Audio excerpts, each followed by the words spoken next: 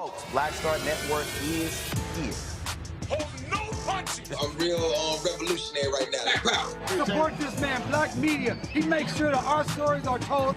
Thank you for being the voice of Black America, Roland. Stay black. I love y'all. All momentum we have now, we have to keep this going. The video looks phenomenal. See, there's a difference between Black Star Network and Black-owned media and something like CNN. You can't be Black-owned media and be scared. It's time to be smart. Bring your eyeballs home.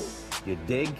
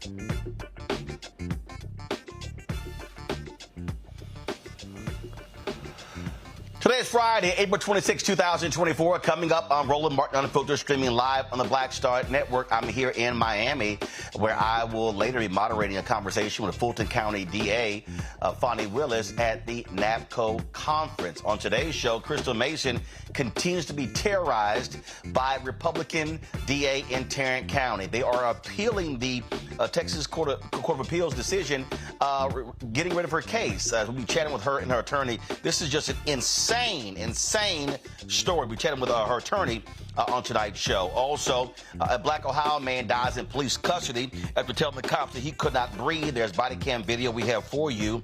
Also, big tobacco successfully pays off a lot of black folks that's keeping the Biden administration from banning menthol cigarettes. We'll talk to the co-founder and co-chair of the African American Tobacco Control Leadership Council about this devastating decision. Also, the Prime Minister of Haiti has stepped down. We'll chat with a foreign policy expert about what this means for the country. And, of course, just the latest that's happening in the world of politics. Lots to talk about. It's time to bring the funk on Roland Martin Unfiltered. On the Black Star Network, let's go. He's got it. Whatever the miss, he's on it. Whatever it is, he's got the scoop, the fact, the find. And when it breaks, he's right on time and it's rolling. Best believe he's knowing. Putting it down from sports to news to politics. With entertainment just for kicks, he's rolling. It's on go, roll, y'all. It's Roland Martin, yeah. Rolling with Roland now. He's funk, he's fresh, he's real, the best, you know he's Roland Martin now.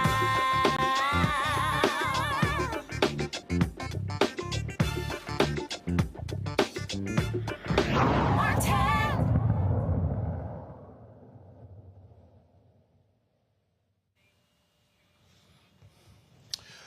All right, folks, welcome to Roland Martin Unfiltered. On Monday, Vice President Kamala Harris is going to be in Atlanta, kicking off what is being called an empowerment economic tour, specifically targeting African Americans, especially black men. The goal is to tout the initiatives the Biden-Harris administration has actually implemented over the last 3 years, but also to lay out an agenda over the next 4 years if they are reelected. The first two stops are going to be taking place in Atlanta and Detroit.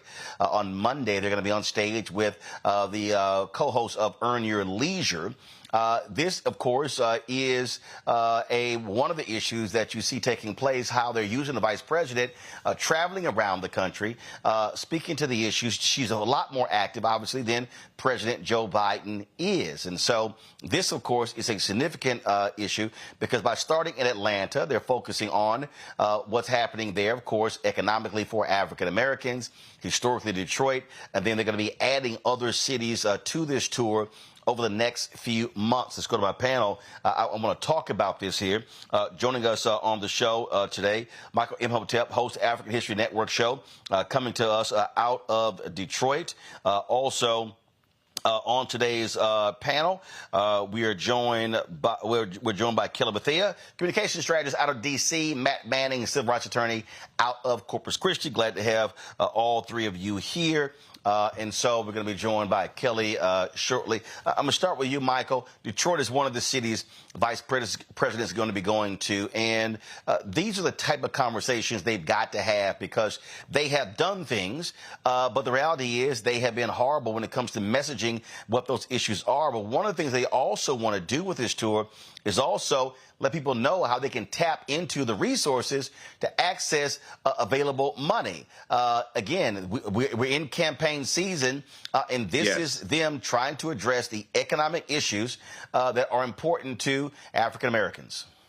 Absolutely. This is time to show and tell. This is time to claim your victories, talk about what you've accomplished, the $1.9 trillion American Rescue Plan that saved the economy, and no Republicans in the House or the Senate voted for the bill. When you had Republicans saying open the schools, it was only Democrats who passed a bill to fund about $350 billion, something like that, that went to funding schools, paying for better ventilation systems, paying for personal protection, et cetera, personal protection equipment, et cetera. So this is the time to connect the policies of the Biden-Harris administration, and they have a lot to talk about. Connect that to everyday African Americans and how it's impacting them. The African American median net worth has increased 60% under the Biden-Harris administration. We know we have a record number of jobs created, 15 million jobs, over 800,000 manufacturing jobs, et cetera.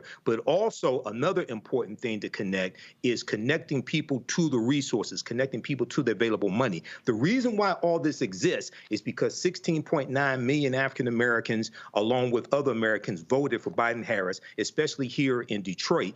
And the reason why it's important to hit Detroit, Atlanta, and other key cities that have high African American populations is, one, these are cities that help put Biden-Harris over the top. Two, Donald Trump is specifically targeting these cities like Philadelphia, Detroit, Atlanta, Milwaukee that have high African-American populations and saying we need to watch those people, we need to watch those cities, and saying somehow we engage in voter fraud, but he's the only candidate that told his constituents to vote twice. So this is extremely important. Matt, I've long said that they have to be doing these type of things. We saw the vice president, of course, on the reproductive freedom tour. But this here, you have to be speaking to the core audience. And what you're seeing is again, Gen X, millennials, Gen Z, who are really about economic opportunities, entrepreneurship, as opposed to previous generation that may be focused on social programs. And so telling the story is one thing, but also letting people know about resources that are available is another. It is. It's especially important when you're in an environment where I think we've discussed on the show, there are a lot of Americans who have a feeling that the economy is in worse shape than it is by actual economic metrics. So it's important for the administration to not only put minds at ease in terms of where the economy is, but to correlate with that, here are resources to help improve your economic situation and to show that we're in fact concerned about making sure you have the needs of your needs met. So I think what's important about that is, what we see a lot of times with political rhetoric is we see correlation to phenomena that aren't even in the control necessarily of the politician, but they're going to take credit for it. And here, there are a lot of things that the Biden-Harris administration should be taking credit for. I think it's important that they go on that tour trumpeting that success. Particularly, I know when you were talking to Michael being from Detroit, I think I saw the other day that Detroit valuations of homes, correct me if I'm wrong, is like significantly higher in the last year than it's been in a very long time. That's the kind of thing you have to go and say, Black people, this is what my administration has done for you. This is the consequence of our policy. And this is why you should give us another 4 years of a go here in the White House, because we're working for you. And the fruits of our labor are things like a significantly increased housing market in Detroit. So they've got to go, because the reality is if they don't do that, the narrative will be controlled by the other side, where they're either through misinformation or cherry picking certain data, they will try to paint a picture that's not necessarily true. So they've got to control the narrative in this circumstance. Absolutely do that. Now, of course, going to Atlanta, Georgia, battleground state, Detroit, Michigan, battleground state. Wouldn't be shocked they're going to go to Philadelphia, Pennsylvania, battleground state. But I would also, and I wouldn't be surprised if Charlotte is on that list, North Carolina, battleground state, Milwaukee, Wisconsin, battleground state. But I also would hope it would go to a place like Houston. Although that's in Texas, that could be beneficial to Congressman Colin Allred's bid running up for the United States Senate against Ted Cruz. But you also are going to a place where you have a significant Black entrepreneur class there as well. You got HBCU, Texas Southern University, Prairie View is only 50 miles down the road. And so I think all of those are critically important. And so I would really hope this is going to be an expansive tour that is taking the message around the country, speaking to what has been done, but also what they're planning to do over the next 4 years. It's one thing to say what we've done, but you also have to have an agenda for what we want to do if getting reelected. Let me go to a break. We come back. We're going to talk this case out of Texas that simply will not go away. For 8 years, Crystal Mason has been terrorized by the Tarrant County District Attorney's Office. Yes, I'm calling it terrorized. And here they now are going to appeal. They're going to appeal a Texas appeals court's decision to throw out her case. This is literally one of the dumbest things I've ever seen in my life, and how they are just terrorizing this Black woman is beyond shameful. We will talk to her attorney next on Roland Martin Unfiltered on the Black Star Network. First, President Barack Obama's road to the White House. We got about 500 copies of the book available. And so this actually is all of the coverage of the 2008 election. But the other thing is this here. I talked to folks like Malik Yoba, Hill Harper, Erica Alexander, Kevin Lau, Spike Lee, Tatiana Ali. But there's a lot of behind-the-scenes stuff in here as well, where I talked about some of the stuff that went down at CNN. Also, when you go through here, a lot of the photos that you see in here, photos that I actually shot, photos that were my time at CNN. And so what I decided to do, because one, I published the book and I own it myself, is that so I said, you know what, I'm going to slash the price to $10. And so we're going to have shipping and handling, $5.99. I'm going to personally autograph every copy. I'm not reprinting the book. So once we are sold out of these 500, that's it. They're gone. So you can go to RolandSMartin.com/the first to get a copy of this book. Everybody who orders this book through the website, not on Amazon, only through RolandSMartin.com, I will personally autograph and mail you a copy of this book. It's all of the covers, the actual interviews that I did with him. And just to show you, of course, when it came out, there's actually even in here the interviews that I did with him and Michelle Obama, which won TV One cable networks its first 2 NAACP Image Awards. And so all of that for $10. Shipping and handling is $5.99. So go to RolandSMartin.com the first and order your copy today. Hey, what's up? It's Sammy Roman. Hey, it's John Murray, the executive producer of the new Sherry Shepherd Talk Show. It's me, Sherry Shepherd, and you know what you're watching, Roland Martin Unfiltered.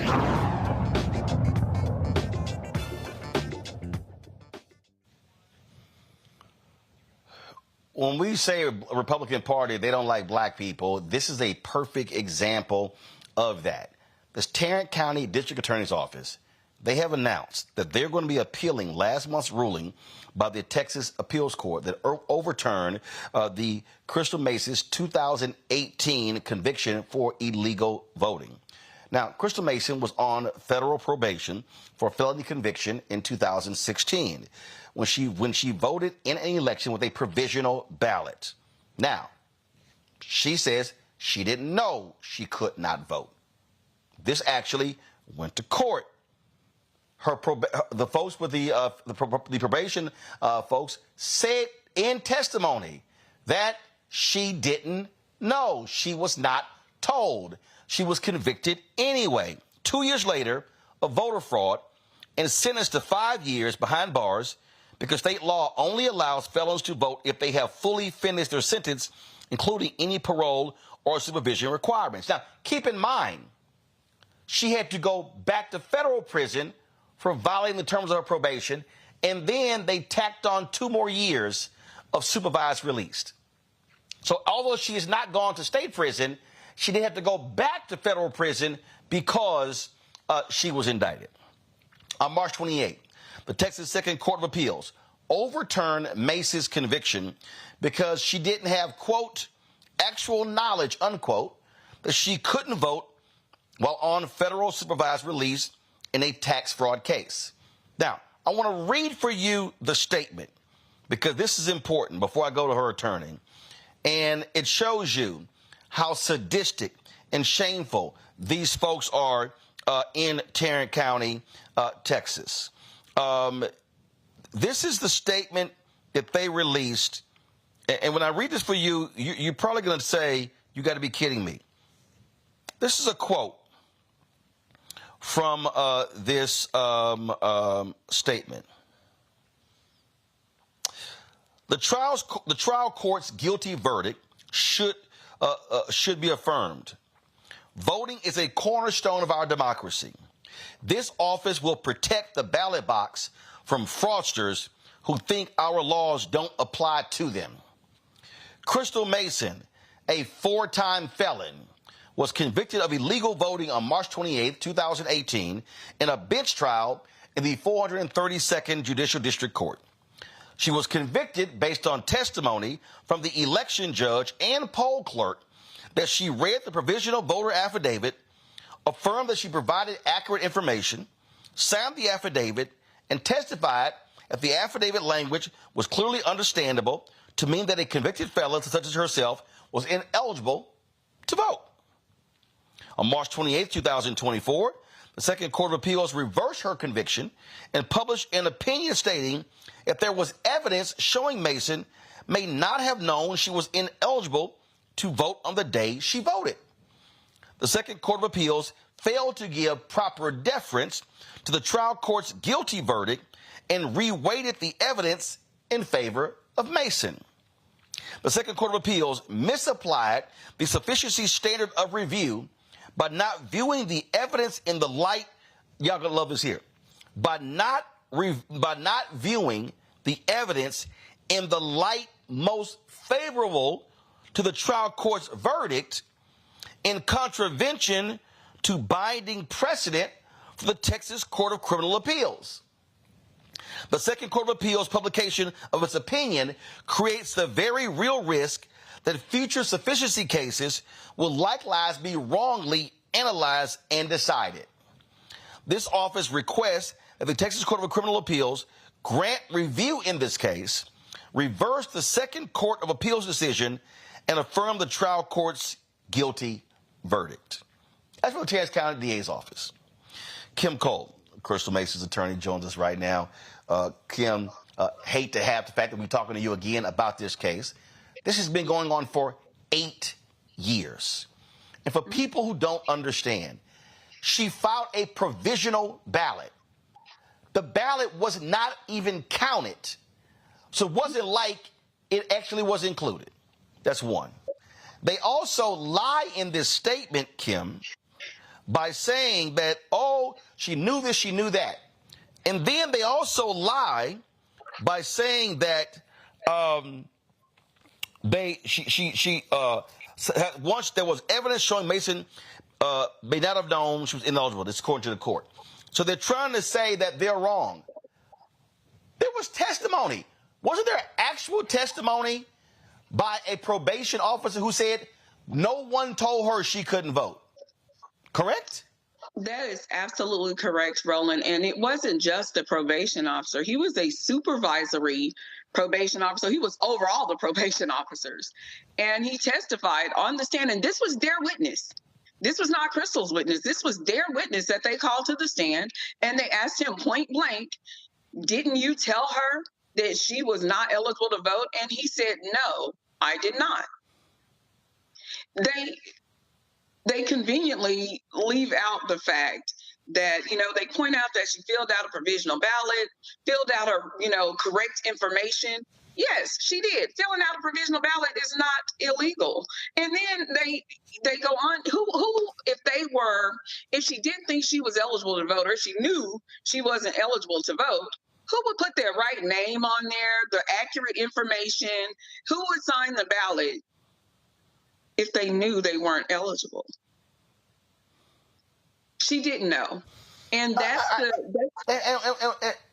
yeah. And what bothers me here, again, I love this line here, that they misapplied the standard because they should have only reviewed evidence in light most favorable to the trial court's verdict. That's not their job. Their job is to look at the verdict, the prosecution, and the defense, weigh the evidence. So basically, the Tarrant County DA is saying, oh, y'all should overlook anything that doesn't make us look good. And that's essentially what they're saying. Unfortunately, the hypocrisy is real, because we've seen time and time again that they have absolutely ignored precedent. Otherwise, we wouldn't be where we are right now with the Roe v. Wade situation, with affirmative action, and numerous other precedent that has provided and expanded rights for minorities. So the hypocrisy is real, right? But that is, unfortunately, the standard, that anytime there is an appeal, they are to view the evidence in the light most favorable to the upholding the verdict. However, that doesn't mean be ignorant. and they did not prove their case. Their witnesses contradicted each other. And what they also failed to include was that the Second Court of Appeals said that even if she had read the affidavit, there is absolutely no language whatsoever in that affidavit, because Crystal testified that she didn't read it. They're going on her two neighbors' testimony that was inconclusive that she read it. They're like, well, I think she read it. She was moving her finger. Anyway, Crystal did not actually read the affidavit. She was filling out her information, because on one side is the attestation, the other side is where she fills out her information. And she was putting her information on there because they did admonish her that she had to provide accurate information. And she made sure everything matched up with her driver's license. And so, that being said, even if she read it, there's nothing in the provisional ballot affidavit that says that if you are A, B, C, and XYZ, you are not eligible to vote. Nothing in there. So how would she have known? Here's what's also interesting. I mean, here's the deal. So she was convicted of tax fraud. She was inflating returns for her clients in terms of preparing their taxes. Okay, that's why she went. But when you read their press release, Crystal Mason, a 4-time felon. Wasn't that tied to the same case? And so they're trying to give the impression that, this is a repeat offender. This woman is a menace to society. Yes, that is absolutely. They have continued to persecute and disparage her. Here, what they failed to. Crystal isn't a saint, Roland. I mean, she isn't. Every saint got a past, and every sinner got a future. Okay, so she does have a prior criminal history. Otherwise, she wouldn't even be in this situation to ascertain whether or not she was eligible to vote. Okay, so that's how we landed here. Yes, she is a felon. However, what they failed to acknowledge in stating that she's a 4-time felon, which they also included the one where she was acquitted, this particular case, but we can look past that, right? Yeah. Anyway, in all of her other cases, Crystal pled guilty. She admitted her wrongs, even to the case that got her sent to federal prison. She has no problem holding herself accountable for the things that she's done wrong. Why on earth would she fight for 7 years to prove her innocence when in all of these other cases, she admitted her guilt because she did something wrong? She was like, I did it. I mean, I'm gonna take accountability for my actions. Here, she didn't know she was not eligible. So she refuses to accept responsibility. Right. I mean, the thing that jumps out to me is, before I go to Matt and Michael with their questions. Okay, has she gone to state prison? No, but she actually, because of this, she returned to federal prison for 2 years. You would think a common sense DA would say, okay, we've been dealing with this one case for 8 years. They literally are spending more time on this case than they have on heinous crimes that have been committed. So the waste of resources to me is unbelievable. This is, no, we're going to make an example out of this black woman, and this is about creating a chilling effect about anybody else who's formerly incarcerated in voting. The same thing they did when they attacked a black man in Houston who stood in line for 6 hours, and guess what? He was later found that he could vote, and he now says, hey, I'm not going to vote again because of what I went through. That's what this is all about. You're absolutely right. You are absolutely right. I've said over and over again, in their summation in Crystal's original trial, they said they wanted to send a message to voters, much like their ridiculous, disparaging, inaccurate statement that they released yesterday. They are trying to send a message. They are trying to, quote unquote, protect the ballot box, as if, of course, Roland, you know where that comes from, as if folk like us shouldn't be there. And so they are absolutely still trying to send the same message. 7 years later, 8 years later, we're coming up on another election. 8 years later, they're still trying to send the same message. They don't want folks who look like Crystal at the ballot box. They are trying to protect the ballot box, not from fraudsters, because let's be honest, we've seen the documentation of who was committing all the voter fraud in the past few elections. They don't look like Crystal. So they're not trying to protect the ballot box from from fraudsters. They're trying to protect the ballot box from those who have been typically disenfranchised by this system. And that is the whole point of them continuing to beat this dead horse. And correct me if I'm wrong, there was a Texas Justice of the Peace, Russ Casey, who admitted to forging signatures to get on the primary ballot. And he pled guilty to records tampering. He resigned. That happened in 2018. These folks are spending more time, and he was an elected official. They're spending more time going after her than they did going after somebody like him. Yes. And in fact, before that, and he was sentenced to 2 years in jail, but it was probated over 5 years. But they want to send her to prison.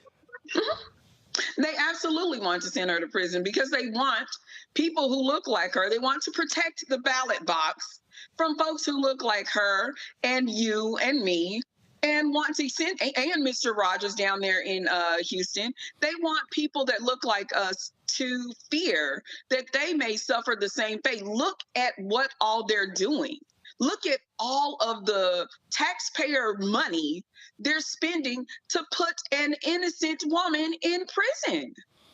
It makes absolutely no sense whatsoever. Matt Manning, your question. So, Kim, thank you first for your advocacy. You're doing stellar work. And ironically, I'm writing a PDR to the Court of Criminal Appeals as we speak. This is really kind of appreciate. But my question to you is this.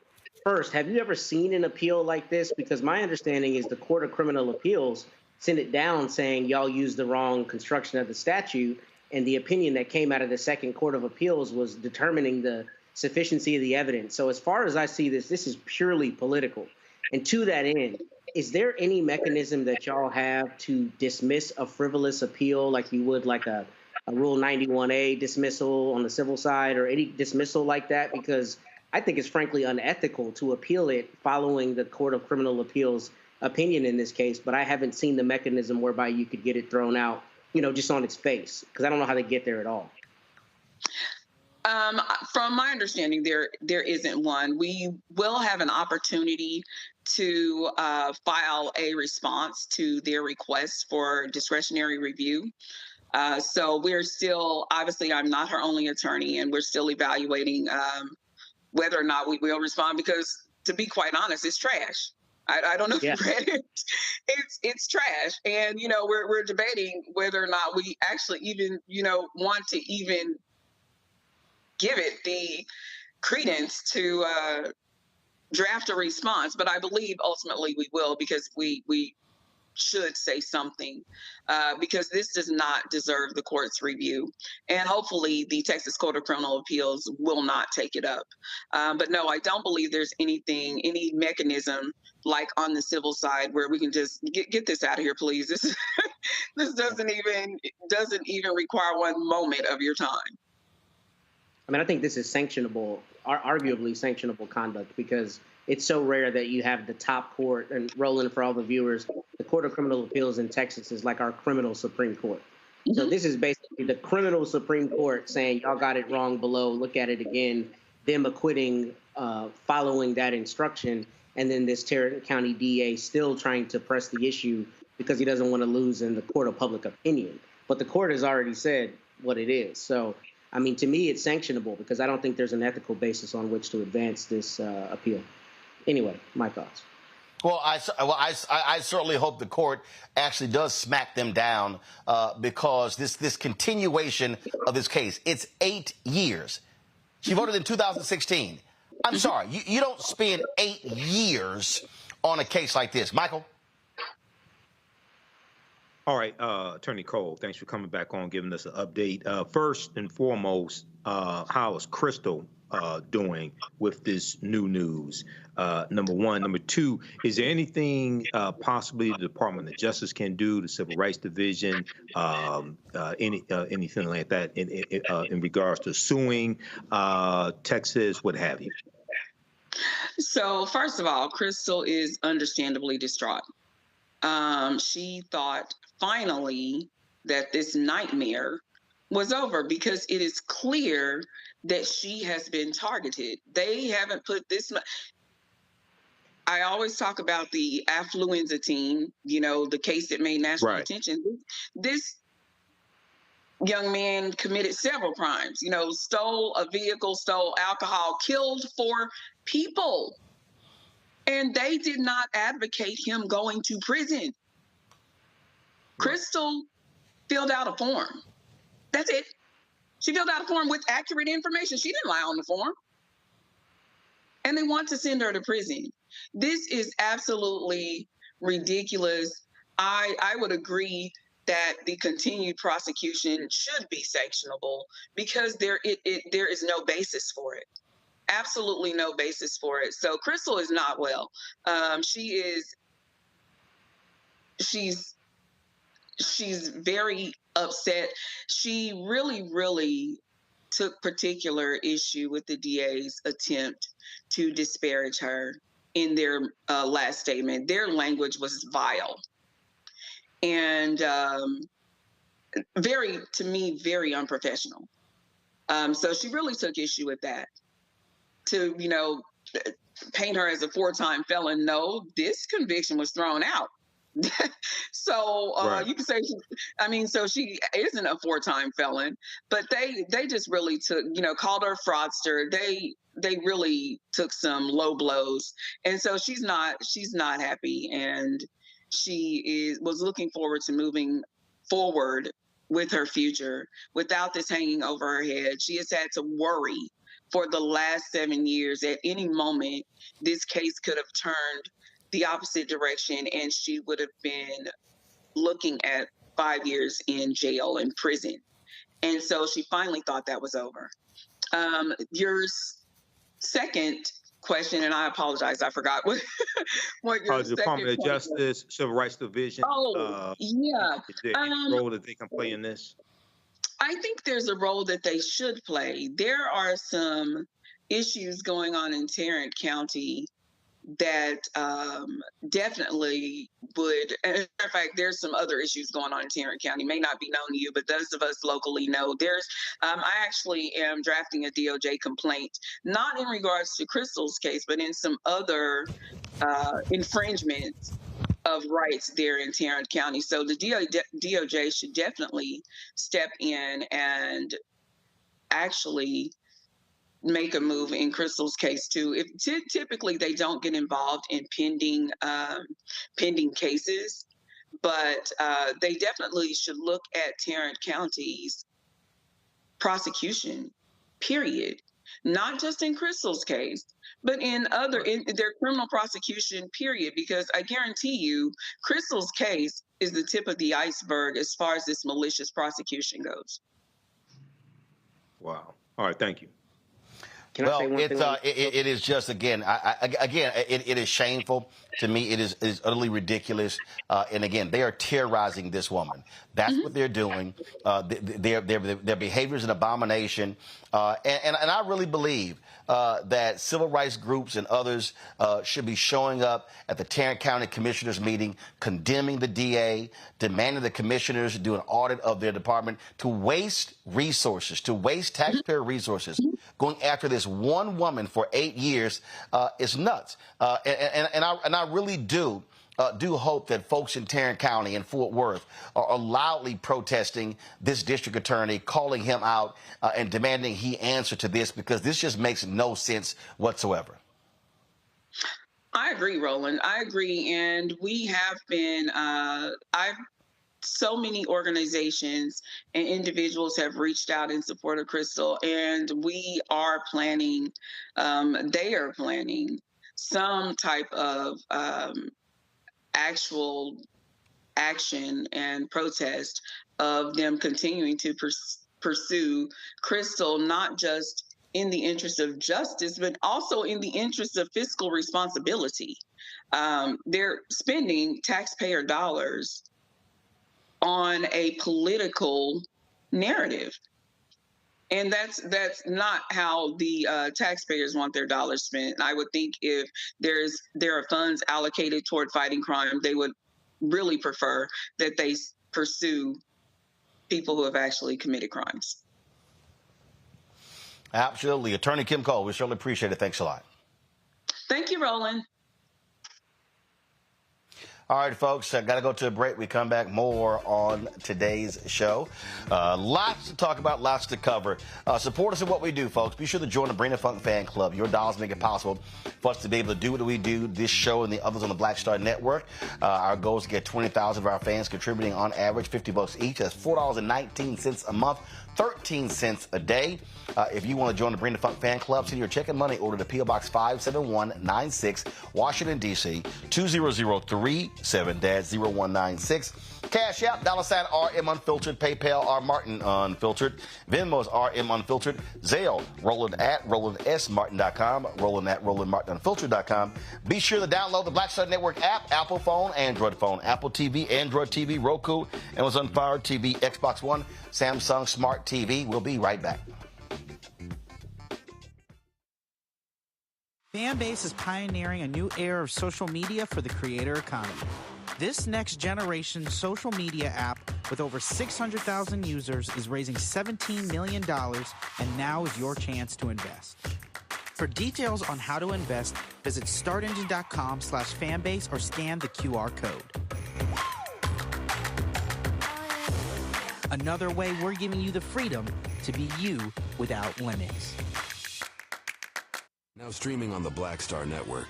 I was just in my backyard. I was manifesting about life. I said, I would love to come back because it was a great time, and these kids need that right now. They need that male role model in the schools, I think. Even on the TV. Yeah. Because people are scared to go into the high schools.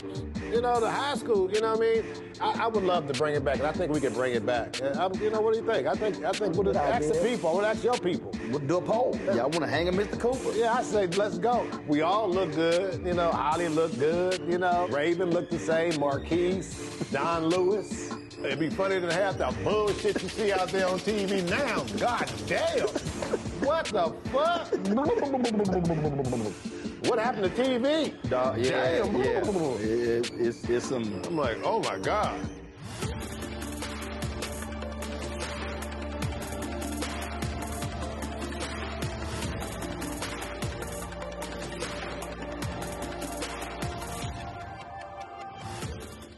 What's up? Geek Tony in the place to be. Got Kicked Out Your Mama's University, creator and executive producer of Fat Tuesdays, the air hip-hop comedy. But right now, I'm rolling with Roland Martin, unfiltered, uncut, unplugged, and undamn believable. You hear me?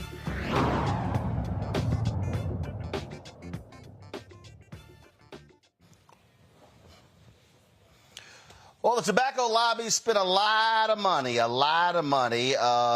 getting a lot of black folks to take up their position to fight the ban on menthol cigarettes by the Biden-Harris Federal Drug Administration.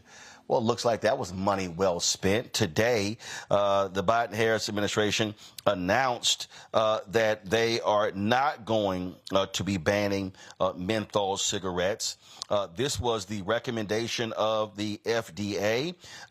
Many folks thought this was going to actually go on till next year, but the administration, again, has not provided a timeline for a final decision on the ban. Health advocates say a decision should have been made by January 20th for the ban to be in effect by 2025 because the FDA, the agency behind the ban, will need a full year for full implementation.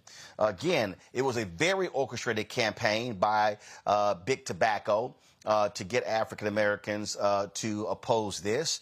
One of the things they did was spread massive lies that by getting rid of menthol cigarettes, this is going to cause significant harm in the black community by having cops target African Americans. And so what do? They employed civil rights leaders like Reverend Al Sharpton. They also utilized political strategists like Antoine Seawright. They had mothers of the movement. In fact, Sabrina Fulton sent out a tweet today saying she was thankful for this position because this decision because it could have hurt African Americans being targeted by cops for having menthol cigarettes. All of those are actually lies. Okay, they had law enforcement out there, black law enforcement officers saying the exact same thing, and they were successful. Carol Magruder is the co-founder and co-chair of the African American Tobacco Control Leadership Council. She joins us right now. Carol, glad to have you on the show. Saw you a couple of weeks ago with the National Medical Association. You had a significant number of black organizations that were in support of this menthol ban. You also had a variety of other groups as well. The group Tobacco Free Kids, a lot of people who were standing behind this. But let's just be real clear. It was big tobacco money spread around the black community that led to this decision. Yes, Roland, we were so disappointed that the Biden administration has put a pause on getting this rule out, which was promised to be out. Actually, we're over several years now, and actually since President Obama signed the Tobacco Control Act in 2009, we're 15 years out. And the groups that are in support of getting the deadliest targeter of black men off the market, which are Newport cigarettes and mentholated tobacco products, in our lawsuit that we filed an additional lawsuit that was April 2nd. So that lawsuit is still in play.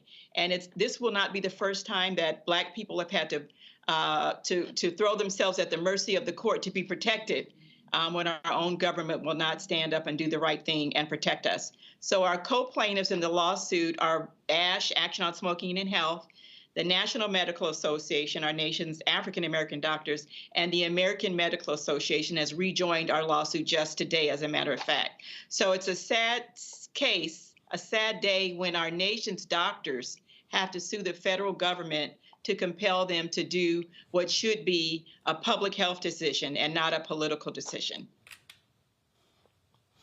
And again, what Big Tobacco did, they were funding African Americans, meeting with the Biden administration, and so what they said is like, oh, you don't want to do this because this could harm your re-election efforts when it comes to reaching African American voters. That's literally what they were saying to the Biden-Harris administration. That is correct. That mentholated tobacco smokers are going to rebel and go against the Biden administration. But all those mentholated tobacco smokers have a family member, such as myself, who see our families dying and our children addicted, another generation of our children addicted. And this has to stop. And the law that the FDA is going to put out, it's not about the individual. This is about the head of the snake. This is about the tobacco industry, the manufacturers. So there won't be anything left to smuggle, to have a black market, because we're cutting it off at the head. As opposed, a lot of times this is compared to a war on drugs where we went out and arrested black boys on the street. So this is about getting to the Wizard of Oz behind that curtain, who's manipulating the strings to keep the black community addicted, with us giving our resources and our bodies, our lives, paying for our own deaths. And they have done everything they could to pull out all the stops to keep the status quo. But we will not be deterred. We're not going anywhere. And this is a fight that the thinking people of our population, the National Association for the Advancement of Colored People, Delta Sigma Theta Sorority Incorporated has 2 resolutions supporting this.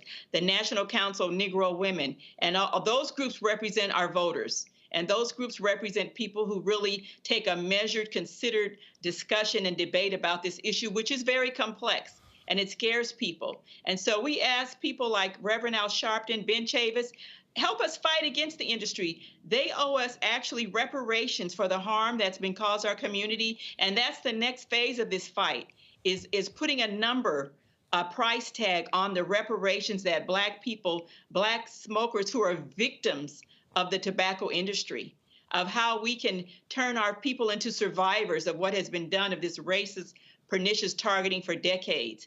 How can we turn that around so that our people are survivors and have good health, that they can enjoy their health here? I'm here in Atlanta right now at the African American Mayors Association meeting, AMA. And so our black mayors are on board. There's still discussion, but when you see I talked to the mayor of New Rochelle, her father is a Newport smoker. So people are living this, seeing it with their own families as people die and become sick. And the length of time that it takes, that our people cannot enjoy their old age and be able to contribute to their family, enjoy their grandchildren, because they're too sick to do so. And so that day is coming to an end, and we need the Biden administration on board. But in the interim, we keep going city by city, state by state. Massachusetts has done it. California has done it. We're looking at Maine, and we are available to make this happen. And so that local municipalities do have the authority to ban the sale of these products in their communities. If we do it at the federal level, then it's global, and then we're cutting it off at the manufacturer's level. But if the Biden administration doesn't want to move and do the right thing, we continue the work that we're doing to get these deadly products out of our communities and to save the next generation of our children who deserve to be protected. And again, we work with you. We work with the Campaign for Tobacco-Free Kids. I had somebody send me a text today. We were in a group chat. We were talking about how a lot of black folks were paid off. Somebody said, Roland, they didn't try to throw any money at you. I said, no, because folk know how I despise cigarette smoke. I said, so they wouldn't even attempt to try to sit here and throw some money at me. And so I absolutely was in support of this, because it's about black health. And people need to understand that this is often what happens. People need to understand the money, hundreds of thousands of dollars that were being spent behind the scenes to get black people to oppose this menthol ban. And again, what was most insidious was for them to be throwing out that, oh, black men could be targeted by cops and could be arrested by cops and could be harassed by cops if they had menthol cigarettes, when this ban had absolutely nothing to do with that. Those were lies that were being spread to scare black people, and the tactic worked. And it did work. And how they latch onto our legitimate pain and suffering and the legitimate need and grievances that we have and the need for reform. And that we have to do those same things. We have to do the police reform, and we have to get these products off the market, and we need to do that simultaneously at the same time. We can't wait till we solve racism in America to get the biggest predator, the biggest killer off the market, which is the tobacco industry. We need them out now. And that's actually probably, if it wasn't for all the political interference, an easier lift. And that this is the beginning. This isn't the end. So people are, they're afraid, like, what's going to happen? What's going to happen is we're going to have services for our people. That's already happening. We black smokers, through the taxes they pay, they've already paid for every single thing that they could need to help them to get off of nicotine. And we're working to get them what they've already paid for. And that they need to understand that they are the victims in this, and that no one loves a mentholated tobacco smoker more than the African American Tobacco Control Leadership Council. That is why we exist, and that we're working hard to save the lives of the 45,000 black people who die every year directly from tobacco-induced diseases. That's not counting secondhand smoke. That's not counting all the asthma, all the poor quality of life and health that we have in our old age because of these debilitating diseases, diabetes, all of the things that we have, they're so exacerbated by smoking. Most of our diabetic amputations are smokers. And so people need to understand that this touches every aspect of our life, whether you smoke or not. It's affecting our community, and that the only way the tobacco industry can survive is to addict another generation of our children.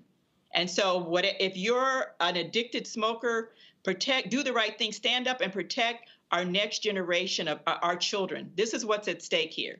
And demand the services that you need to get off of these products. And the first thing is to get it out of our communities so that it's not always around and part of our community, our norms in our communities. It's not normal.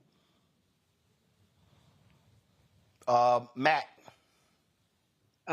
So the question I have is there a precedent for banning a comparable product that has been specifically targeted on one demographic? And I ask because I understand the necessity, I understand the value, and I support it. I am wondering what the response has been in relation to the obvious arguments, I'm sure, on the other side about government overreach and about the idea that people have the choice whether to smoke or not. I mean, I understand. So this is right. This is what people need to understand about the menthol. When President Barack Obama signed the Tobacco Control Act in 2009, the other flavors in combustible tobacco were taken off the market. Menthol was left in. Black people are not the only people that smoke menthol, but the vast majority of black smokers smoke menthol because of the pernicious and racist targeting that we have endured for decades. So Canada, the European Union, which is made up of several, countries in Western Europe, they've taken it off. And so that conversation of race, well, they have black people all over the world. So the black Canadians, they weren't saying, our black Canadians need menthol, because they didn't endure the racist targeting that we've had. When you're in Detroit, you look across the river and there's Canada. The difference between Detroit and Windsor, Canada, which is a stone's throw. That's the difference in this fight that we have in America for justice, for health justice, for black people. And health is our first civil right. You can't enjoy any other rights if you're unhealthy. And so our community, we need to get healthy, and we need to get the vector of death and disease, which is the tobacco industry, out of our community. And however you feel about it, you need to disclose that you take money from the #1 killer of black people, if that's part of your conversation. If you're defending them, if you're feeling that, we have the right to pick how we want to kill ourselves, you need to disclose that you take money from the tobacco industry. People need to know that. Michael. Hey, Carol, thanks for coming back on again. I remember when you were on before dealing with this topic. And it's interesting that a lot of these people these civil rights leaders, et cetera, who say Black Lives Matter would take money to not ban menthol cigarettes and save Black lives. That's a conundrum right there. But two quick questions. Number one, how would this ban actually work? Because before, I think we were talking about a ban on manufacturing, not on possession. So how would the ban actually work? And two, where can people go to get factual information on what the proposal is, what the proposed ban is? Those are great questions. So our website, which is savingblacklives.org, savingblacklives.org, you can go on our website and you can sign up to get all of our email on our e-blast. We have sometimes links where you can go and sign in and sign up and let your congressperson know how you feel. The Campaign for Tobacco-Free Kids, they have a lot more resources than they do. So they already have the forum up right now where you can write your congressman to tell them how you feel about this. So that they're a great source of information, the Campaign for Tobacco-Free Kids. They have all of the cities and states that have already enacted legislation to take these products off the market. So how this works in different ways. On the FDA level, the tobacco companies, they would still be allowed to actually manufacture in this country, but they could only export, which is another issue because we're allowing them to export death to someone else. But they would no longer be sold, but it would not be illegal to purchase them or to use them. And so we know that people, I'm from the hood, I'm from the community. I have my own family members in California. We passed a law. They still are getting some products. So it's a process. It's not magic. We passed the Voting Rights Act 50 years ago. I just was listening to where they're trying to put this sister in jail who tried to vote. So these fights are real, and they're not going to go away tomorrow. It's not going to be some magic. It's going to be digging in. It's the beginning of the end of these decades of predatory targeting. And it takes resources. It takes our people to know that we're supporting them and that we're going to get healthier together, and that our federal government, our state governments, our local health departments need to give Black smokers what they need and to treat addiction, nicotine addiction in all its forms, and the effects that we endure because of stress, because of racism. So we're looking at innovation to help our people to get off of these products. But so we need to work on supply and we need to work on demand as well. We know there's still demand, and we are rolling out as quickly as we can. We're giving technical assistance to governments and cities across this country of the best way to help our smokers to know that they can stop, they can get off of these products, and they can. They really can. They just need a little extra help. All right, then. Well, look, keep the fight up. Carol, we're going to continue with the battle as well. It is not over. It's not over. So thanks so much for your efforts. Baby. It's far from over. So we're not going anywhere.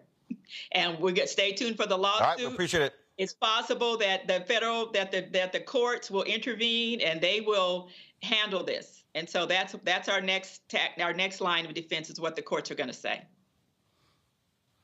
All right. We appreciate it. Thanks a lot. Thank you.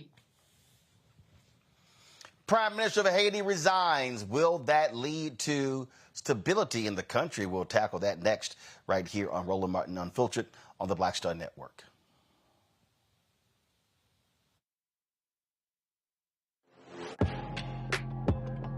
A lot of y'all have been asking me about the pocket squares that we have available on our website. You see me rocking the Shabori pocket square right here. It's all about looking different. Now look, summertime is coming up. Y'all know, I keep trying to tell fellas, change your look, please. You can't wear athletic shoes every damn wear. So if you're putting on linen suits, if you're putting on some summer suits, have a whole different look. The reason I like this particular pocket square, the Shabori, is because it's sort of like a flower and looks pretty cool here versus the traditional boring silk pocket squares. But also I like being a little different as well. So this is why we have these custom-made feather pocket squares on the website as well. My sister actually designed these after a few years ago. I was in this battle with Steve Harvey at Essence, and I saw this at a St. Jude fundraiser. I saw this feather pocket square, and I said, well, I got some ideas. So I hit her, and she sent me about 30 different ones. And so this completely changes your look. Now, some of you men out there, I had some dudes say, oh, man, I can't wear that. Well, if you ain't got swagger, that's not my problem. But if you're looking for something different to spruce up your look, fellas, ladies, if y'all looking to get your man a good gift, I've run into brothers all across the country with the feather pocket squares saying, see, check mine out. And so it's always good to see them.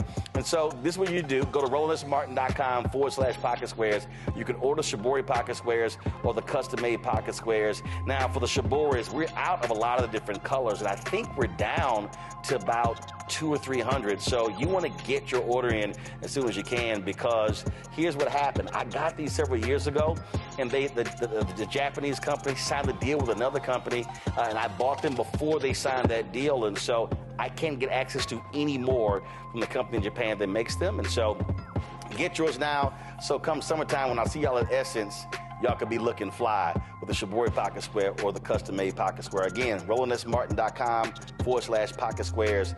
Go there now. Hey, what's up, y'all? I'm Devon Frank. I'm Dr. Robin B., pharmacist and fitness coach, and you're watching Roland Martin Unfiltered.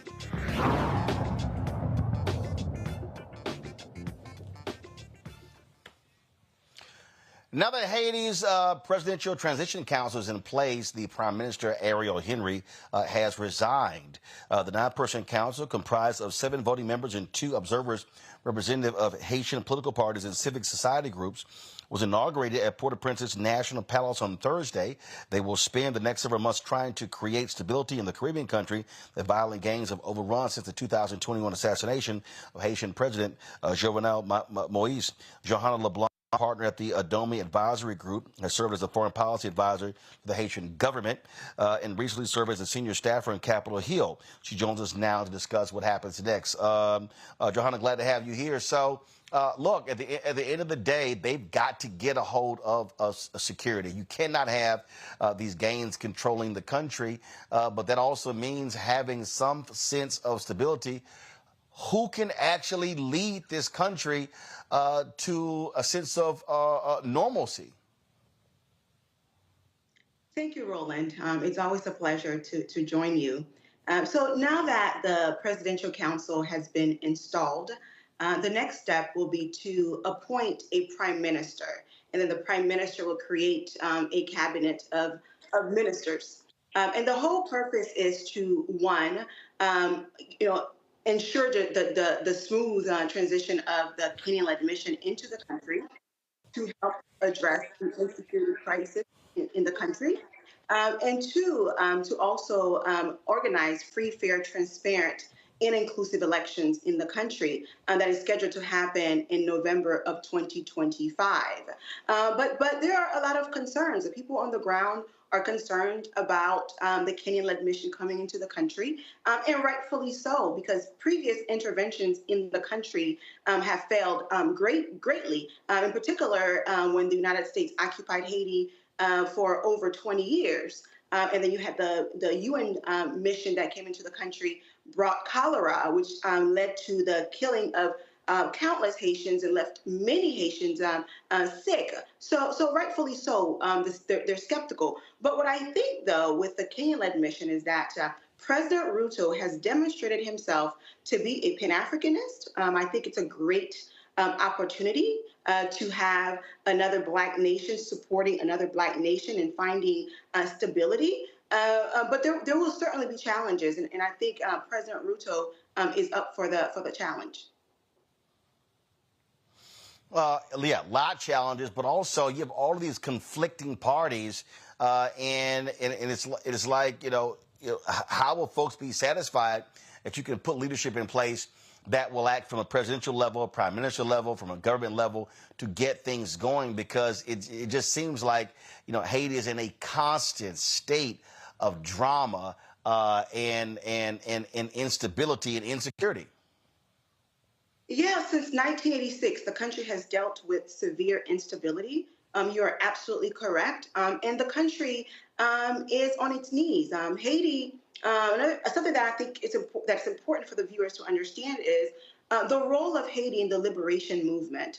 Haiti, as the first Black independent country in the world, its independence was not just about Haitians liberating themselves from the oppression and suppression of France, but it was also about liberating other Black folks, right? So a year after the country gained its independence, it amended its constitution to make it such that anyone who is Black who were to step foot on Haiti's soil will be considered free. A white man could not own land in the country nor be a slave master. So those sort of laws severely undermined the notion of white supremacy, and Haiti had to pay a price for that. One, the reparations and the billions of dollars to France, and the United States did not recognize Haiti as an independent state for over 60 years. And beyond that, Haiti helped with the independence of many countries across the region.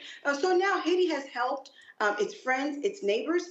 Haiti is now on its knees, and it is time for the rest of the world to support Haiti. And this is why I welcome President Ruto's mission into the country. It shows solidarity, it shows Pan-Africanism, and I think it's also an opportunity for President Ruto to show to the rest of the world what a prosperous collaboration could look like between two Black nations.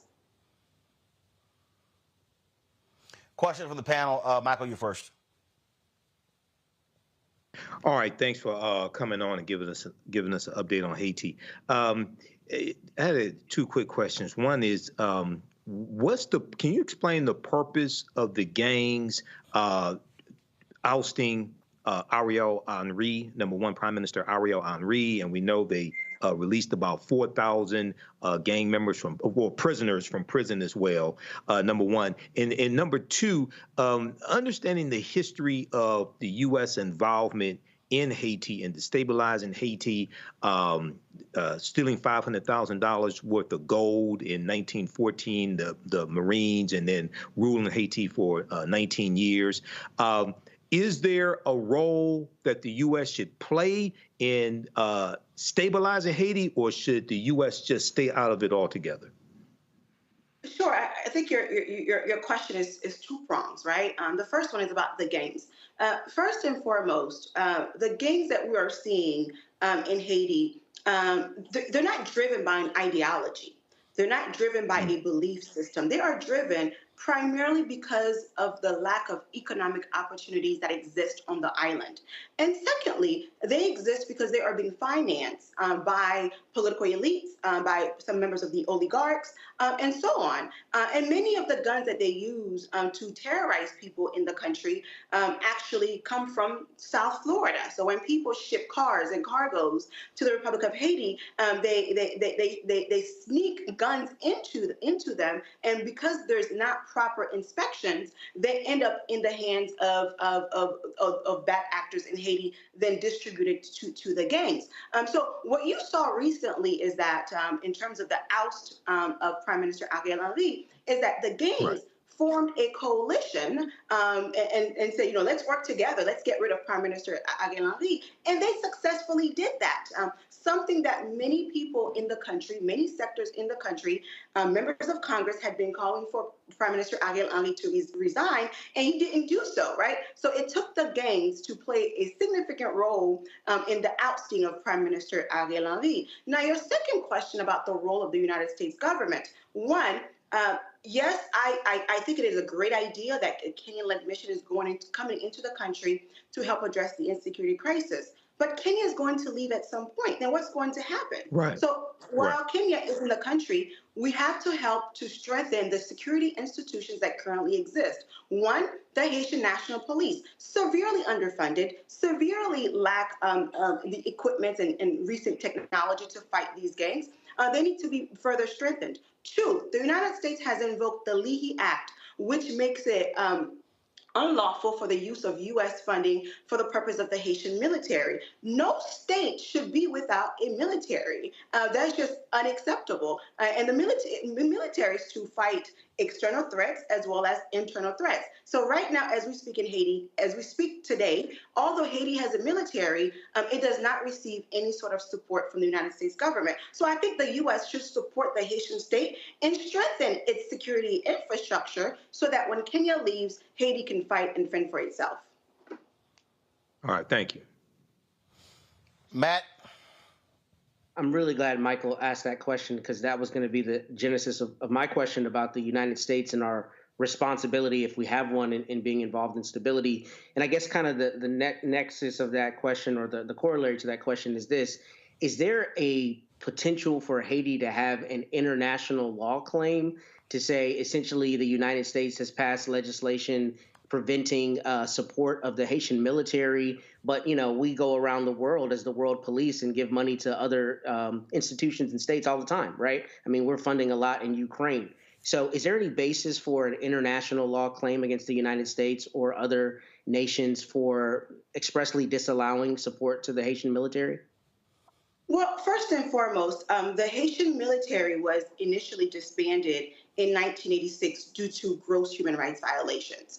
And as you know, the United States Congress does not fund militaries that commit human rights violations, which some of us will say completely hypocritical, because there are other nations that we know that have committed gross human rights violations and remain to and continue to receive funding from the United States. But what happened is that in 2017, the Haitian army was recreated with new entities, with new parties, with new individuals that have not been accused of any sort of human rights violation. So the question is, why isn't it that the United States is not lifting the Leahy Act so that the use of U.S. funding could be used for the purpose of strengthening the Haitian National Police? But beyond the security infrastructure in Haiti that needs to be strengthened, we need to look at the economic conditions of the country. Many of these challenges that we see is caused by lack of jobs. More than 60% of the Haitian population is unemployed, and about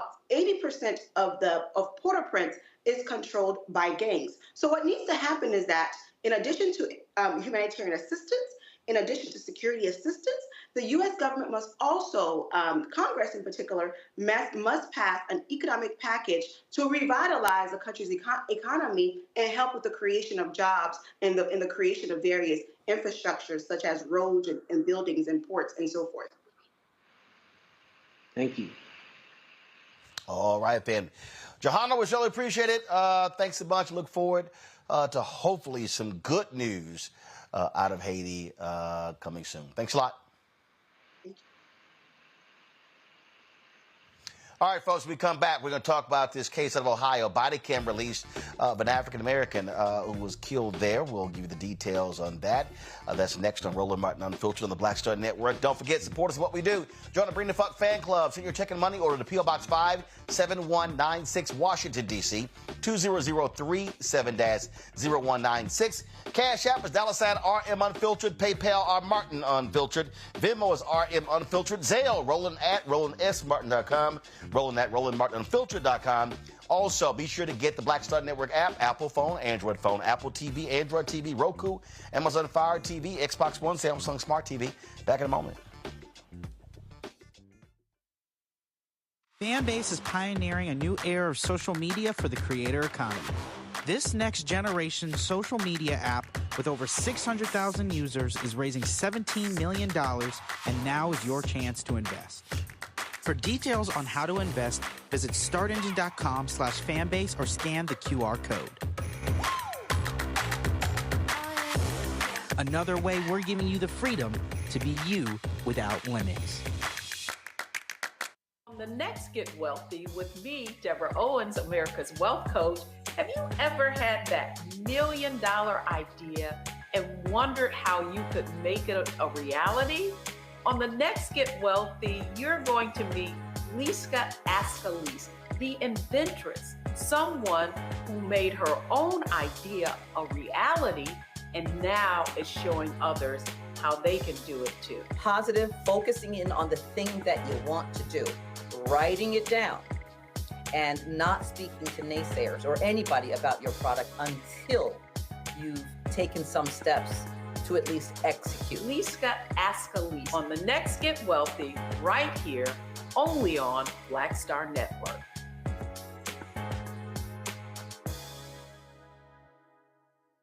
Hello, we're the Critter Fixers. I'm Dr. Bernard Hodges. And I'm Dr. Terrence Ferguson. And you're tuned in to Roland Martin Unfiltered.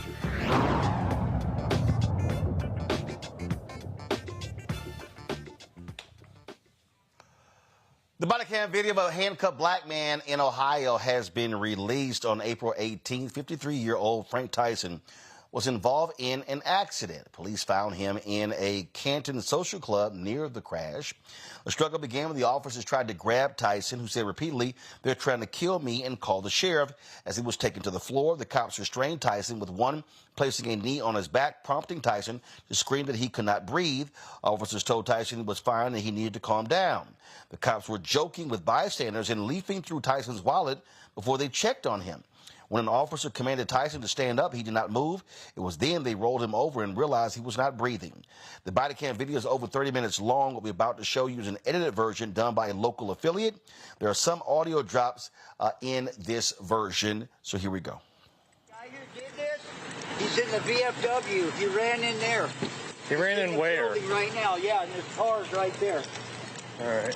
Yeah, he's in the VFW right now. In the white that's in the VFW. Bert, you want to come with me?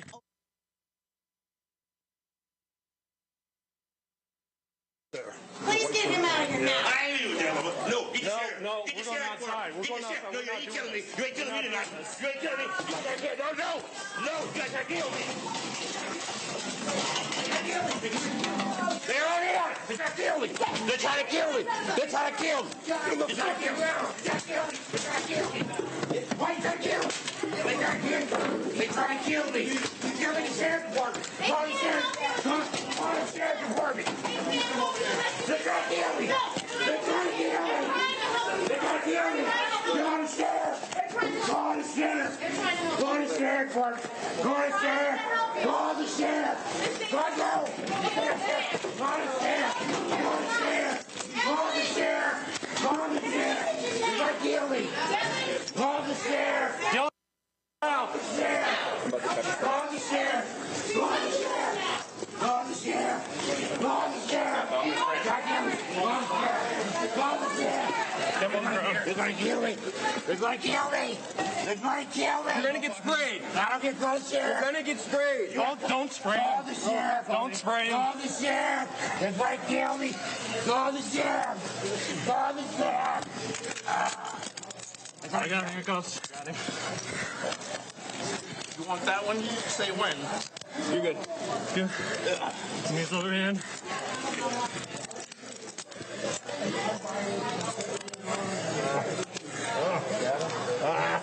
Get over me. Okay. Calm down. Calm down. Okay. Morning, custody. Morning, custody. 2029. Stop fighting. I can't breathe. I can't breathe. I can't. Get off my neck. I can't breathe. That's the story right there. I'll be glad. I can't breathe. You're fine.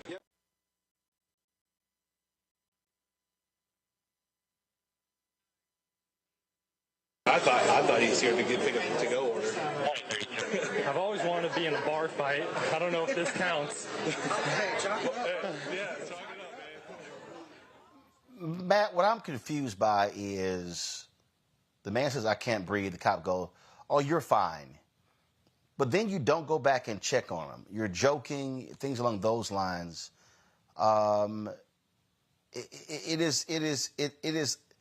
It literally makes no sense to me. You have that many officers around and you don't actually check on the person who's in handcuffs.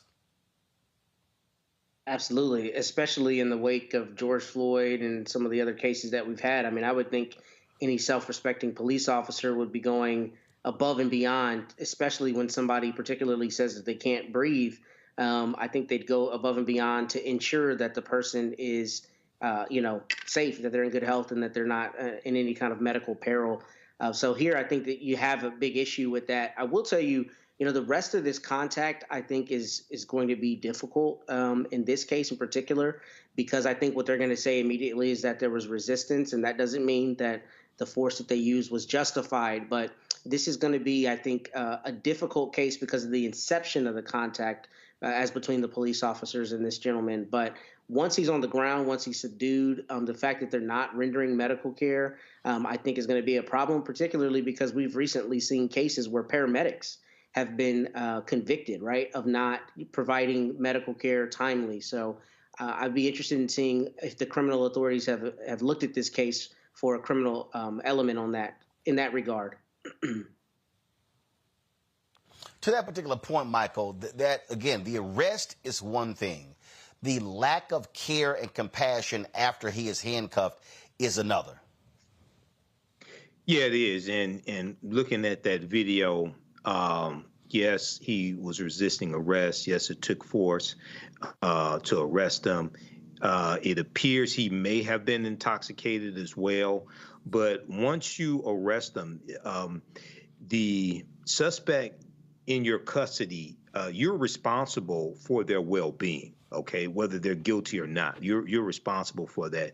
And according to the article from NBCnews.com, it says that Frank Tyson laid on the floor motionless for more than 5 minutes before police checked him for a pulse, and he laid on the floor motionless for about 8 minutes before CPR was started on him. Okay, so they're standing around, not checking for a pulse, not caring for him, even if he was guilty of everything that he's accused of. Okay, so there was a lack of care. There was a callousness here. And then it said that an officer appeared to have his knee on Frank Tyson's upper chest for about 30 seconds as well. So hopefully justice will prevail here, but it seems like there's some gross negligence when it comes to how the police handled this. Well, you talk about justice. Let's go to Colorado, where the paramedic who injected Elijah McClain with a deadly dose of ketamine avoids prison. He was convicted in the case, Jeremy Cooper. He had faced up to 3 years in prison after being found guilty in a jury trial last year of criminally negligent homicide. He was the one who gave the dose of ketamine to 23-year-old Elijah McClain. Yet the officer has been sentenced to probation. The mother said, quote, "eternal shame on all of you." So, we talk about justice, Michael, but okay, fine. A guilty verdict is one thing. This paramedic, he gets off. He gets probation. Elijah McClain is dead. Yeah, this sounds like another case of white privilege. I think he should have gone to prison. He was guilty. He needs to be held accountable. And also, when verdicts are rendered, when sentences are rendered, oftentimes they're not just to correct behavior and punish somebody for behavior, but it's also a deterrent for other people who may commit the same type of acts. So here, this is really saying that Elijah McClain's life had no value. Okay, even we know it did, but based upon the verdict, based upon the sentence that was rendered, apparently his life had no value. Matt? I'm actually going to take a different position on this. So I don't like any sentence that looks like a judge or a jury is going light in a circumstance that's tragic, such as this one, and heinous. However, I will say, first, probation is not a cakewalk, particularly on the type of probation he got. There are a lot of probations here in Texas, for instance. You can get probation on a first-degree felony, and if you violate that probation, you're looking at the full range of punishment, 5 to 99 or life. So I tell you that to say, while people may want him to have gone to prison, probation can be extremely problematic if somebody doesn't adhere to it, and there's still a very big anvil hanging over a person's head, and that's actually what I'm writing a PDR about right now, which is asking the Court of Criminal Appeals to overturn a verdict on a client of mine who was convicted before I was his lawyer and is on probation and was revoked. So probation can be severe if a person is not handling it, and even if they are handling it, there are a lot of conditions. But beyond that, Criminally negligent homicide, I think, is a very difficult charge to prosecute because it is the criminal equivalent of negligence. So I've never been a fan of that charge. I think that's always a hard charge. And I think in this case, because this paramedic did have statutory authority to administer medications, I do think that that probably puts it in a different light. I don't know who administered punishment, whether it was the judge or jury here, but without knowing more of exactly the evidence against this paramedic, I don't want to necessarily render judgment that this is not the correct outcome. I get the optics, but unless I know all the evidence, I don't think I can say that with any level of intelligence. But probation is not always a cakewalk, and this could be a circumstance where the judge or jury, whomever meted this punishment out, thought that this is a person who didn't have anything in their background and should get this opportunity, but it is not one where they don't have the opportunity to take it away from them if they don't adhere to those conditions. So there's still a lot of risk there. And if they don't adhere to them, then perhaps they'll be going to prison. All right, folks, got to go to break. We come back, Black and Missing, and more on Roland Martin Unfiltered on the Black Star Network.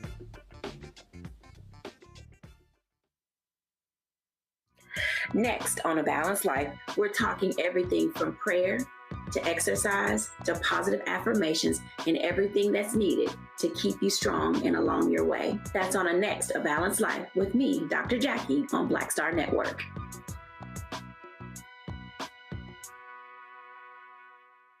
Next on the Black Table with me, Greg Carr. We welcome a towering intellect, activist, master theorist, prolific author, and unstoppable firebrand for change. The one and only Dr. Errol Henderson joins us to talk about his new book, The Revolution Will Not Be Theorized, Cultural Revolution in the Black Power Era. And this is what's going on in so much of academia and in some movement circles is an anti-Black nationalism. It's an hour of power that you don't want to miss. That's right here on the Black Table on the Black Star Network. I'm Faraji Muhammad, live from LA. And this is The Culture. The Culture is a two-way conversation. You and me. We talk about the stories, politics, the good, the bad, and the downright ugly. So join our community every day at 3 p.m. Eastern and let your voice be heard. Hey, we're all in this together. So let's talk about it and see what kind of trouble we can get into. It's The Culture, weekdays at 3, only on the Black Star Network. Hello, I'm Paula J. Parker. Truly proud on the Proud Family. I am Tommy Davidson. I play Oscar on Proud Family, Louder and Proud. Hi, I'm Jo Marie Payton, voice of Sugar Mama on Disney's Louder and Prouder, Disney Plus. And I'm with Roland Martin on Unfiltered.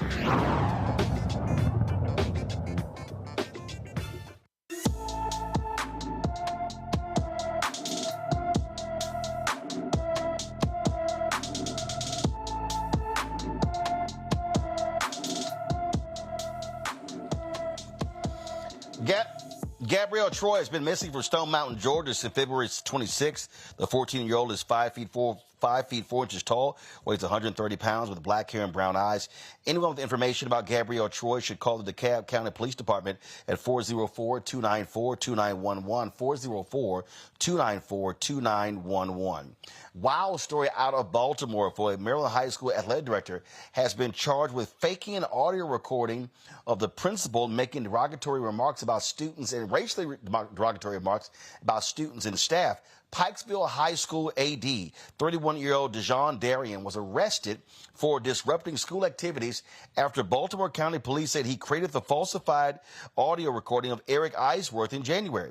The audio clip using the principal's voice went viral. The audio recording was a rant about teacher inadequacies, low test scores of black students, and complaints about Jewish families in the community. Police say Darian's motive was retaliation for an investigation of how he spent school funds. This here was an absolutely wild story, Matt. I remember when it came out, and now they're saying, dude, use AI to get back at the principal. This terrifies me. This terrifies me for all of us, for my clients. I mean, I don't know. I think we're going to get to a point pretty soon in society, and I think I've said it on the show before, where one of the things that concerns me about AI is us as a society and our ability to discern the truth from fiction. And, you know, there's a popular app, I think it's called Parrot, where you can put in what you want, the presidential candidates to say, and it spits out a video that looks like it's, Joe Biden or Donald Trump with what sounds like their voices saying whatever you've put in. I don't know how we are going to discern from between what's real and what isn't, without one, brilliant people putting together software to be able to figure that out, I guess, or mechanisms to determine that. But from a prosecution standpoint, and even from just pure accusation standpoint, this is scary, because this is the kind of thing where it passes as real so easily that you don't know. And, especially in a case like this, you can build outrage, you can disparage a person, you can kill their whole reputation on something that isn't real. So I see this being one of the concerns that I have about AI, one of the concerns we've talked about on here, even despite all of its beneficial capabilities. Michael. Yeah, Roland, this is a crazy story, and this is one of the concerns. I have real concerns about artificial intelligence, just like Matt does, because you can, one, when it comes to elections, presidential elections especially, but two, you can use it in retaliation against people to invoke anger and invoke people to take actions, to take matters into their own hands. And then after they've committed acts of violence, after possibly they have killed somebody, then they find out, oh, it was a hoax, oh, it was a fake. So, one, there's going to have to be strong legislation and regulation of artificial intelligence. Here we have a situation where the technology is more advanced than the laws that regulate the technology is. Secondly, when you do something like this, it makes people, for the next case where it may be something legitimate, it may cause people to be reluctant or hesitant to support that person who claims to be the victim, even if they are, when you misuse a situation like this to try to cover up something that you allegedly did. Absolutely. Unbelievable. And trust me, we're going to see more stories like this with AI becoming much more prevalent. Let's go to Texas, where a black Texas mayor running for re-election received a package with a noose and a threatening note. The Arcola police posted this on social media asking for help finding out who sent this to Mayor Fred Burton. The note demanded that Burton drop out of his 2024 campaign. The threat comes amid a string of controversies during the mayor's campaign. Folks there, well, look, somebody sending you a noose, Matt, they pretty much are telling you exactly how they feel. Yeah, they are, from Scranton, Pennsylvania. So Michael Scott and his progeny are, calling out this mayor. I didn't understand this at all. I read the article that was sent, and it looks like, obviously, this mayor has been a little embattled. Let me say first, there's no justification for this. It's not acceptable. They absolutely need to prosecute if they found who sent it. But what's very strange is if you look at the address on that package, it's from Pennsylvania. So I'm really interested in seeing if they're able to make a connection as to why somebody would be sending something across the country like that. But I guess this mayor has had some at least accusations of improper use of taxpayer money to investigate another city council person. And it's sad that in 2024, we still have to deal with this as Black people, that it's still this kind of racial vitriol. But I do know that the Postal Service has investigators who work for specifically this purpose. So hopefully they're able to track that and hold accountable whomever sent this to him. Yeah, and to that point, you send this in the mail. That's a federal crime, Michael. Yeah, it's a federal crime. We want to know who sent it, get to the bottom of this. I don't want to jump to conclusions also, because it could be a legitimate racial incident. I don't know. But at the same time, I remember back when, after Dylan Roth killed 9 African Americans in South Carolina, and there was a rash of Black church fires after that, and people associated the Black church fires with the killing. But when you do the research on those church fires, and I reported this extensively on my radio show and when I was on the Empowerment Radio Network, some of those church fires were maybe 2 or 3 of them were done by a Black man. Okay, so I don't have all the details here. We want the full investigation. It could be a white supremacist. Don't know. So, we need to get the full details here. But this is crazy, regardless what it is. Indeed, it is. All right, folks. Gents, that is it. I got to get out of here. I've got to participate. NAPCO, the group of Black County executives, they are meeting here in Miami, and I'm participating in a moderated conversation with DA Fonnie Willis, and so looking forward conversation. Let me thank Matt. Let me thank Michael for joining us today's show. Folks, let me thank all of you as well. If you're going to be in California, LA area tomorrow, I'm going to be at Cal State University, Dominguez Hills, emceeing the Diamond League Jazz Festival. I did that last year. Looking forward to doing it again tomorrow. And also Saturday and Sunday we'll be in Los Angeles for the George Lopez Golf Classic. Looking forward to hanging out with the homies for that as well. Folks, that's it for us. And tomorrow, shout out to all my LBs. Shout out to John Williams, Freddie Ricks, as well as Paul Stafford. Tomorrow's my 35th Alphaversary. And so looking forward to that. So Powell McCron, Chapel, Texas A&M University, crossed April 27th, 1989. And so shout out to the LBs and RIP to our brother, number one, Kevin Roberts, who, of course, passed away on tomorrow in 1999. So certainly prayers for his family.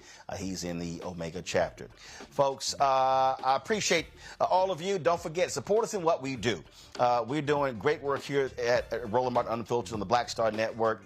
I got some news about some other shows that are no longer being aired. Bottom line is, look, we gotta have daily news shows that speak to our perspective, covering our news and information. And so your support of this show is invaluable. I say this all the time because it absolutely matters. It absolutely matters with what we're doing. We're out here fighting the battle again on the advertising front, trying to get more of these ad dollars, but it is not easy. And so, please, when you contribute to the show, doesn't matter what you contribute, all of it go back to support this show.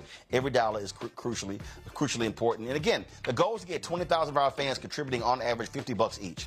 That comes out to be $4.19 a month, 13 cents today.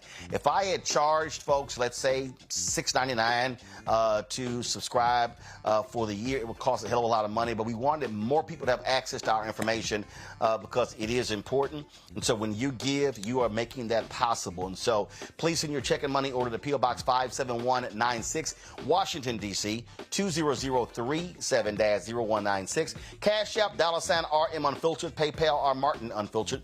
Venmo is RM Unfiltered. Zelle, Roland at RolandSMartin.com, Roland at RolandMartinUnfiltered.com.